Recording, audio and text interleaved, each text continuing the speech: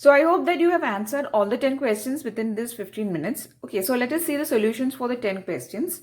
So this is a part 13 of ISRO Technical Assistant Mock Test series. The first question is, you'll be seeing the question on the board. The question is, the concentration of minority carriers in an extrinsic semiconductor under equilibrium is dash.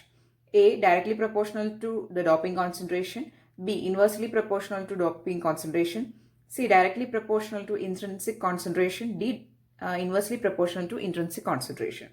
Okay, so here we know that the mass action law is a famous law in semiconductor theory. Mass action law. According to this, the product of majority carriers into minority carriers, if N is a majority carrier, let us assume N is a majority carrier and P is a minority carrier, then the product of these two, or it can be reverse, P can be majority, N can be minority. I'm just taking N and P. Okay, so the product of majority carriers into minority carriers is equal to square of intrinsic carrier concentration. This is the relation, right? So we can take this intrinsic carrier concentration as a constant. Okay, just take it as a constant, because for a material that will be constant, its square will be also constant. So you can take NP is a constant, right? So if we are having this relation, that is product of majority into minority is equal to constant, then the question is the concentration of minority carriers in an extrinsic semiconductor under equilibrium is dash. So from the options, the correct answer is inversely proportional to doping concentration.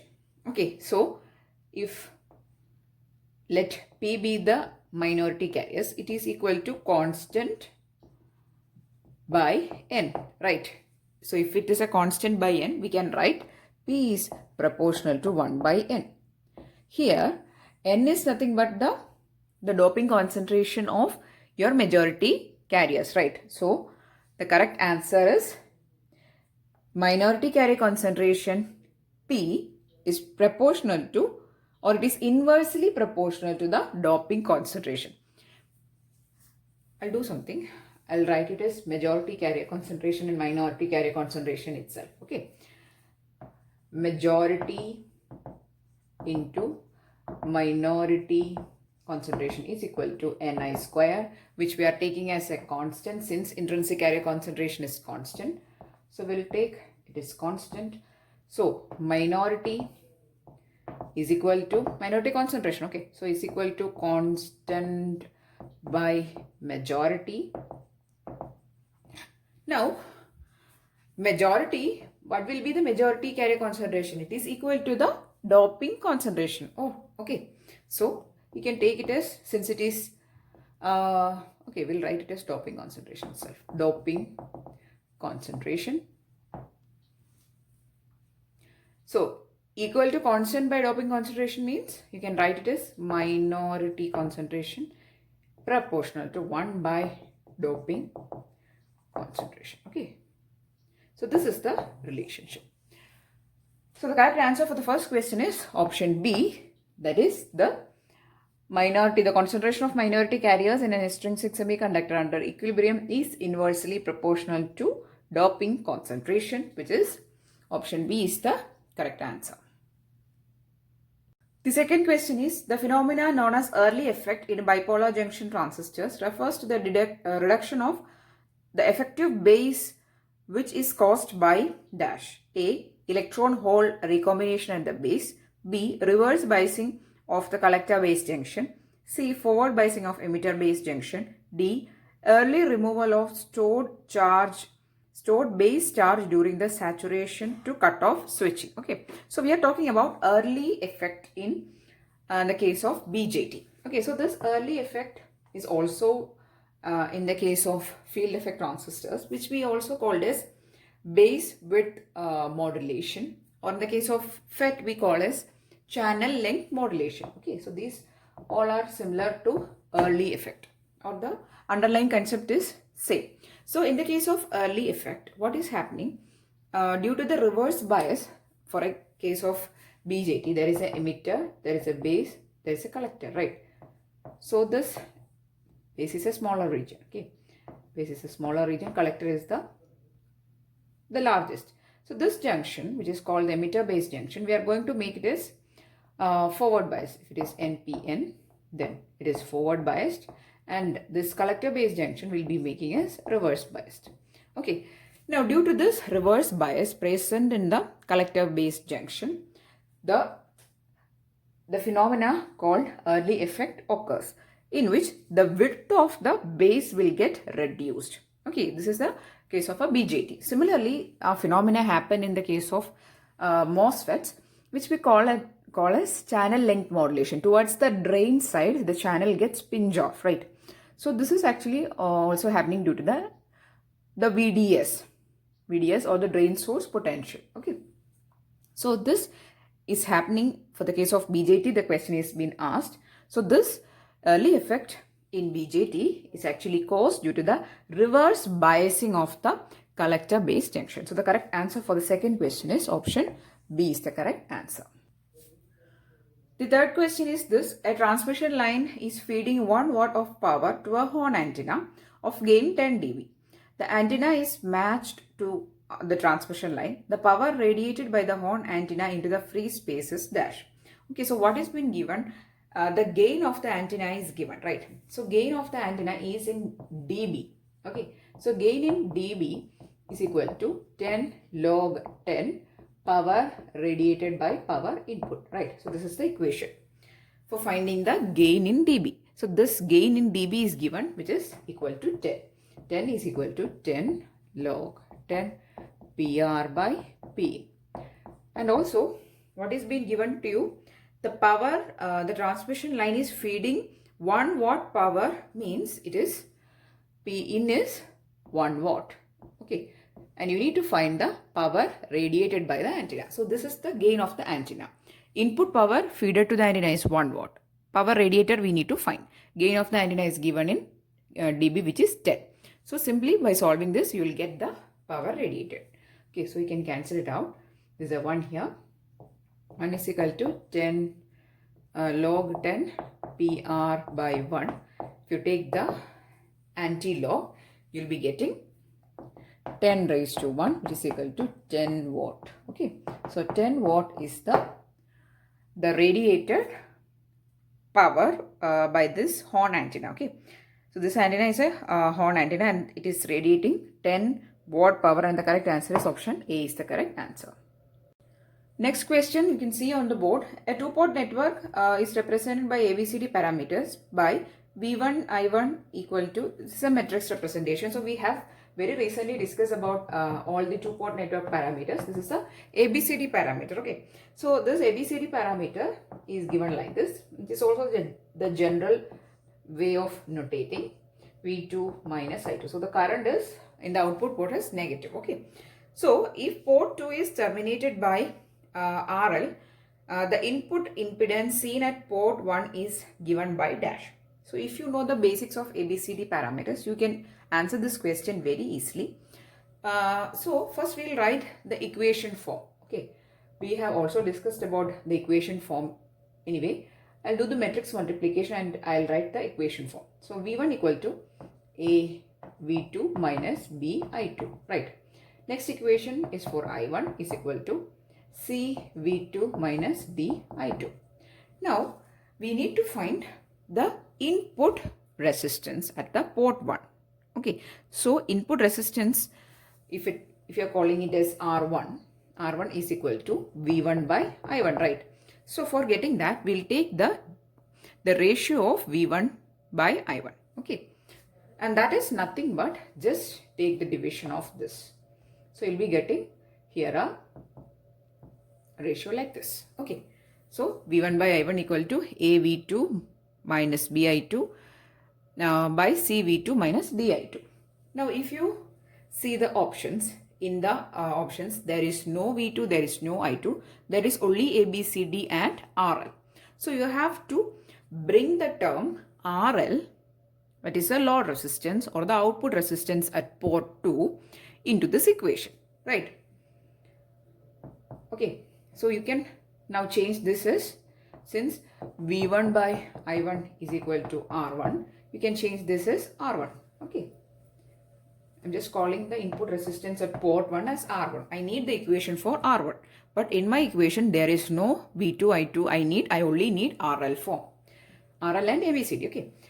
So how to write the output port resistance or the load resistance? If the output port voltage is V2 and the current is minus I2. You can see here the current is minus I2. So what will be the load resistance? It will be V2 by minus I2. Right. Now, I'll write it towards the side. RL is equal to V2 by minus I2.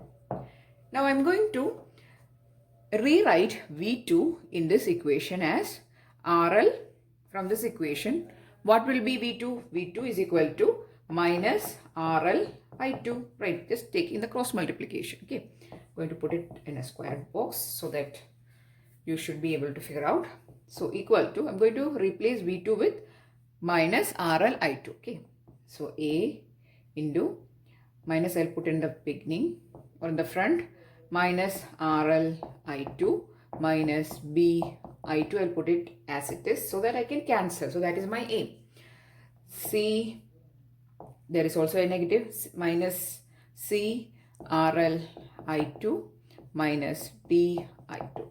So from this equation, from the numerator, I'm going to take minus I2 as common. From the denominator also, I can take minus I2 as common. Right. So I'm going to take a minus I2 from the numerator and denominator and I'm going to cancel it out. Okay. So if you take a minus I2 as common, you will get ARL plus D in the numerator, right? What will be in the denominator? It will be CRL plus D. Here also you are taking a minus I2 as common. Okay, we will cancel both. So this is your equation for input resistance R1. Okay, so this is the required equation. But in the option, you cannot see ARL plus B. It is actually rearranged. So I'm going to write it in the rearranged form. You can write this as B plus ARL, just taking this term to this side. Okay, by D plus CRL. So this is your equation for the input impedance seen at port 1. Okay, correct answer is option D is the correct answer. So this is just basic application of ABCD parameters. So if you have not watched the parameters video, that is, there is Z parameter, Y parameter, H parameter, inverse H parameter and ABCD parameter. All these parameters are clubbed together in a single video in a very short form. Okay, so if you know the basics of ABCD parameter, you could answer this question. Correct answer is option D is the correct answer. This is a question from electromagnetic theory. It is regarding EM wave. When a plane wave traveling in a free space is incident normally on a medium having epsilon r equal to 4.0, the fraction of power transmitted into the medium is given by dash. Okay, so we need to find the power transmitted. That is how much fraction of power is transmitted. How much fraction of the input power is transmitted, we need to find. So the relation between the power transmitted and the input power is given by 1 minus reflection coefficient square into input power. Okay, now if we find the value of reflection coefficient, we can take the ratio, right? So we need actually this ratio, PT by PI. So that then only we'll get the fraction of power transmitted to that medium when the wave is traveling from free space and it is incidenting on a medium, right? So this is nothing but 1 minus rho tau square. So this is the value which we need. So I'm going to first find. So we have to find 1 minus tau square. Now what is tau or reflection coefficient? It is eta 2 minus eta 1 by eta 2 plus eta 1, where this eta or n, it is the intrinsic impedance, and 2 is actually a medium with a relative permittivity given as epsilon r equal to 4, and here eta 1 is the intrinsic impedance of free space. Okay, so you have to substitute the equations corresponding for eta 2 and eta 1 in terms of the permittivity and the permeability. So it is mu 0 by epsilon 0 epsilon r minus square root of mu 0 by epsilon 0, since it is free space, by square root of mu 0 by epsilon 0 epsilon r plus square root of mu 0 by epsilon 0. Okay, so from the numerator and denominator, you can take square root of mu 0 by epsilon 0 as common, and you can cancel it out, and the equation will be 1 by square root of epsilon r minus 1 by 1 by square root of epsilon r plus 1. This will be the resultant equation. Okay, now you know that epsilon r is equal to 4. What is square root of 4? Is equal to 2. So this equation will get reduced as 1 by 2 minus 1 by 1 by 2 plus 1, right? 1 by 2 minus 1 by 1 by 2 plus 1, right? So 1 minus 2 by 2 by 1 plus 2 by 2. 2 and 2 cancelled. 1 minus 2 is minus 1. So minus of 1 by 3. Right. So you got your tau as minus 1 by 3. Okay. Now I'm going to take the square. What is minus 1 by 3 square? It is 1 by 9. Right. It is tau square is 1 by 9. I'm going to substitute it here. So we'll get 1 minus 1 by 9, or 9 minus 1 by 9 is 8 by 9, is the ratio of power, or the factor of power that is transmitted to the medium. Okay, so you will get the ratio as 8 by 9, and the correct answer for this question is option A is the correct answer, which is 8 by 9 is the factor of, or the fraction of power transmitted. Right. The sixth question, voltage series feedback result in dash. It is also called series shunt feedback. Okay, so it result in dash. A, increase in both input and output impedances. B, decrease in both input and output impedances. C, increase in input impedance and decrease in output impedance. D, decrease in input impedance or increase in output impedance. Okay, so here in voltage series feedback amplifier, the input impedance decreases by a factor of 1 plus A beta. Actually, we have done a problem using this, and there was a little bit confusion while solving that answer. Some people has actually raised their doubt. Okay, so we'll clarify this while doing this question. Okay, so for the case of a series shunt feedback or a voltage series feedback, okay, voltage series feedback, your input impedance, so it's a feedback circuit, and the feedback input impedance RIF is equal to Ri into 1 plus A beta, and the output impedance ROF is equal to RO by 1 plus A beta. So what happens when a feedback connection is set for a voltage series feedback? Input impedance is getting increased, the initial input impedance, by a factor of 1 plus A beta.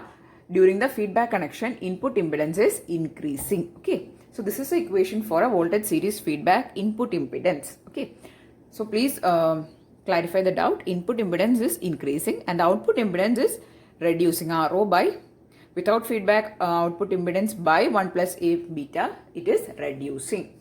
Okay, so what happens here? Input impedance increases and the output impedance reduces or decreases. So the correct answer is option C is the correct answer. increases, the increase in input impedance and decrease in output impedance happens. Okay, so the correct answer is option C is the correct answer. Next question is from digital electronics. A master slave flip-flop has a characteristics that, you can see the question, change in the input A, change in the input immediately reflected in the output. B, change in the output occurs when the state of master is affected. No. C, change in output occurs when the state of slave is affected. That is the correct answer. Okay, so I'll be showing the image of master slave flip-flop also. The master slave flip-flop is having a master and a slave. And whenever the state of the slave is affected, or when the state of slave is affected, the output is changing. Okay, so that is a case of a master slave flip-flop. And the option D is both the master and slave states affected at the same time. No, only when the state of slave is changing, your output state is changing. So the correct answer is C. Okay. Question is, a digital system is required to amplify binary encoded audio signal. The user should be able to control the gain of the amplifier from a minimum to a maximum of 100 increments. Okay, so here he wants to have 100 increments of the amplifier gain. The minimum number of bits, okay, so the question is regarding the number of bits required to encode in straight binary. The encode the gain increments in binary, how many bits are required? So this is a simple logic. The minimum number of bits is used for which is used for encoding 100 increments. Okay, so there are 100 increments, and how many bits are required to encode 100 increments means 2 raised to n should be greater than or equal to 100. Okay, here n is the number of bits.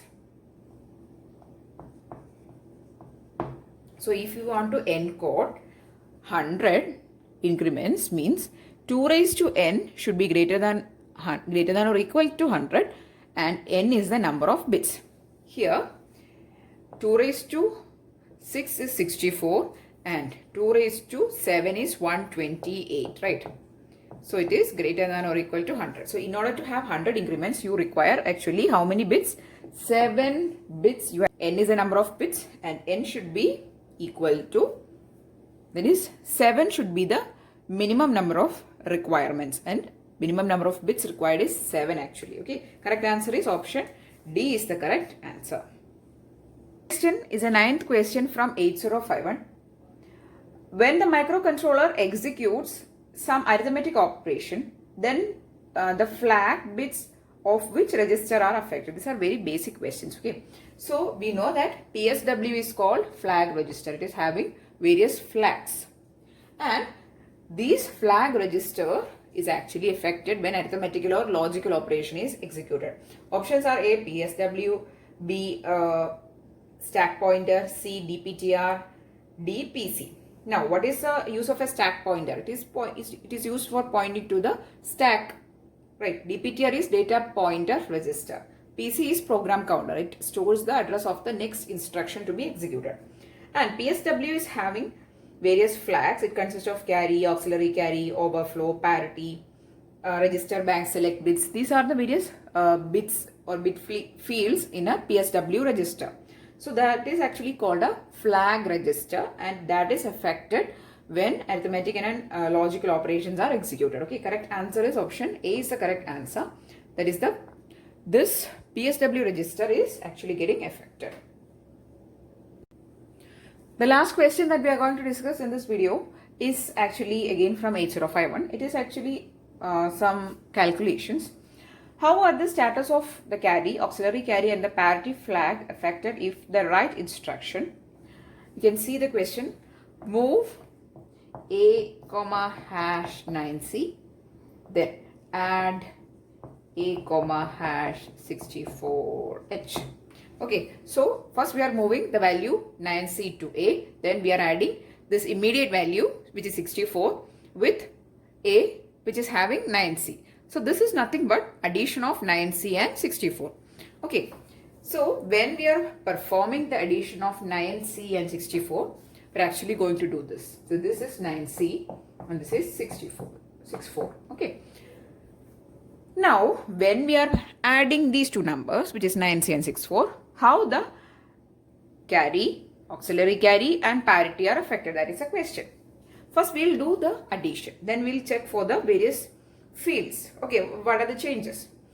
So, 0, 0 is 0, 0, 0 is 0, 1, 1, 0, carry 1, 1, 1 is 0, carry 1. So, there is a carry from this to this field. Okay, keep that in mind. We'll do the remaining. 1, 1, 0, carry 1, 1, 1, 0, carry 1, 1, 1, 0, carry 1, 1, 1, 0, carry 1. Again, a carry out is also generated. Right. So, when we are adding 9C and 64, this is the result.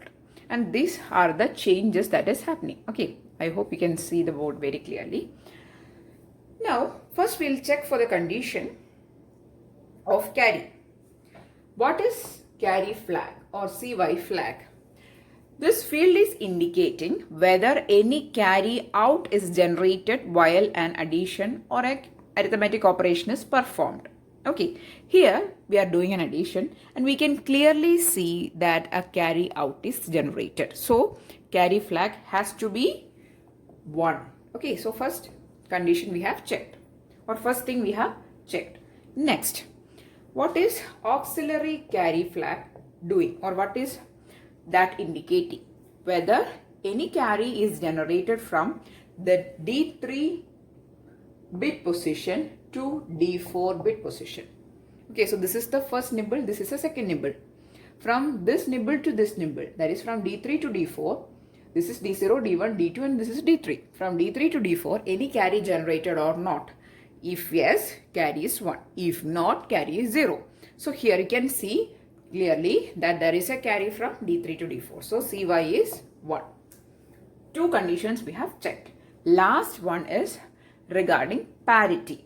Now what is parity indicating? Parity is indicating the number of ones in the given result. If the number of ones is odd, please note this very clearly because there is a lot of confusions. If one number of ones is odd, then parity equal to 1. If number of ones is even or it is 0, then parity is 0. This is the case. Now, this is our result. This we are not calculating because we have already kept that in the carry field. Okay. So, this is the result. And in this result, all values are 0. So, parity equal to 0. There is no 1. So, if there were odd number of ones in this field or in the result, then parity is 1. If there were even number of ones or 0 number of ones, then parity is 0. Here, there is no ones. So, parity is 0. So, we have checked for the all the three conditions. We have obtained that carry is 1, auxiliary carry AC is 1 and parity is 0. So, the correct answer for this question is option B, which is CY equal to 1, carry is 1, auxiliary carry 1 and parity is 0. So, these are the 10 questions which I have included in this video. We'll be continuing, as I said, I'm saying in all the mock test series, we'll be continuing this mock test till all the examination of technical assistant for all locations has been completed. Okay. So, if you are preparing for any locations, please do make use of these videos to the maximum. Please do share with all your friends who's preparing for any locations technical assistant or for that matter any competitive examination of electronics. Okay. So, if you found this video useful, please do give it a thumbs up and share it. And if you want more videos, please do subscribe to the channel. Please do follow the Facebook page of ECE Electronics for finding the notes. Thanks for watching and keep on watching.